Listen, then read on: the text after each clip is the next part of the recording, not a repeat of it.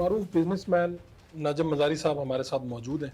नजम मज़ारी साहब, क्या ये जो बजट आया है, आप ये समझते हैं कि ये बिजनेसमैन के ये फ्रेंडली बजट है और बिजनेसमैन को फ़ायदा होगा? देखें, बजट बनाते वक़्त जब बिज़नेसमैन मौजूद ही नहीं था, तो फ्रेंडली कैसे हो सकता है? बजट जब भी बनाया जाता है, जो उसके स्टेक होल्डर्स होते हैं, जो मार्केट के बिज़नेसमैन हैं, उनके साथ बैठ के आप बजट बनाएँगे ना। तो जितने भी बजट आए हैं, जितने क अभी नहीं, जब से भी गवर्नमेंट ने बनाए, कभी भी स्टेक होल्डर, कभी भी बिज़नेसमैन के साथ मिलके उन्होंने कभी भी नहीं बनाया। तो बजट फ्रेंडली हो ही नहीं सकता। और बजट बनाया जाता है, बिज़नेस कम्युनिटी को भी साथ रखा जाता है, अवाम का भी ख्याल रखा जाता है, बिज़नेस कम्युनिटी का भी ख्याल रखा जाता है। यहाँ पे अच्छी बात है कि अवाम का ख्याल रखा जा रहा है, लेकिन बिज़नेस जो कि इस पूरे मुल्क का पहिया चलाते हैं, इकॉनमी की रीढ़ की हड्डी होती हैं, उनको साथ आप डिस्कस ही नहीं करते, स्टेक होल्डर को आप बुलाते ही नहीं हैं। तो बजट फ्रेंडली कैसे हो सकता है? आपके ख्याल में हुकूमत को बिजनेसमैन के लिए क्या ऐसी पॉलिसी और क्या फौरी तौर पे चंद इकदामात करने चाहिए जिससे मुल्क में ज़्यादा पैसे आ सकते हैं और माशी तौर पे हम बेहतरी की तरफ जा सकते देखिए, गवर्नमेंट को कभी भी बिजली और जो पेट्रोल है, ये कभी महँगा नहीं करना चाहिए। इस पे हमें सब्सिडी देनी चाहिए, हैं? क्योंकि अगर आप एक चीज़ को महँगा करते हैं, तो उससे हज़ार और चीज़ें महँगी होती हैं। पेट्रोल से बहुत सारी चीज़ें हमारी जुड़ी हुई हैं, बिजली से हमारी पूरी प्रोडक्शन जुड़ी हुई है। आप बिजली महँगी करते हैं, तो हर प्रोडक्ट पे कॉस्ट बढ़ जाती है। तो सब गवर्नमेंट को हमेशा पेट्रोल और जो बिजली है, उस पे सब्सिडी देनी चाहिए, ताकि जो चीज़ें हैं लोकली मैन्युफैक्चरिंग हो रही हैं, वो सस्ती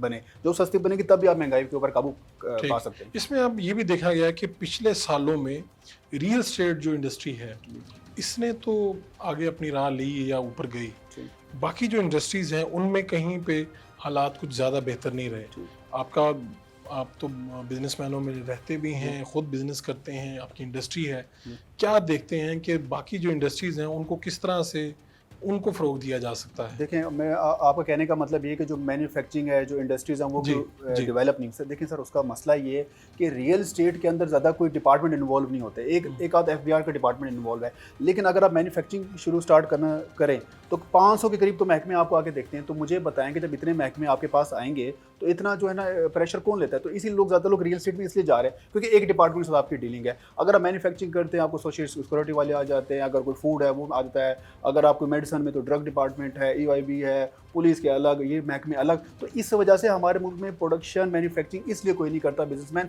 वो ईज़ी मनी की तरफ जाता है, ईज़ी बिज़नेस की तरफ जाता है। तो रियल एस्टेट तो सबसे आसान बिज़नेस है, बैठे-बैठे आज ही आप काम शुरू कर दें।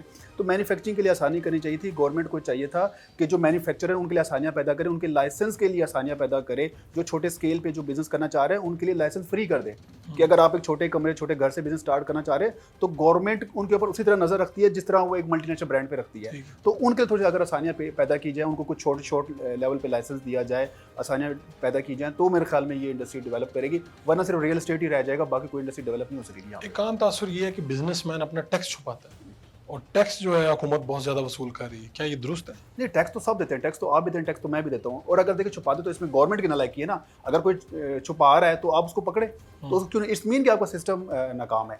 बिजनेसमैन तेज नहीं, आपका सिस्टम वीक है। आप अपने सिस्टम को इतना स्ट्रॉन्ग करें, एफबीआर है या जो भी इनकम टैक्स वाले, अपने सिस्टम को इतना स्ट्रॉन्ग करें कि बिजनेसमैन चाह के भी आपसे ना बच सके। ये बिजनेसमैन अगर पाकिस्तान में चोरी कर रहा है, बाहर चोरी नहीं कर रहा है, इट्स मीन कि वहाँ का सिस्टम स्ट्रॉन्ग है।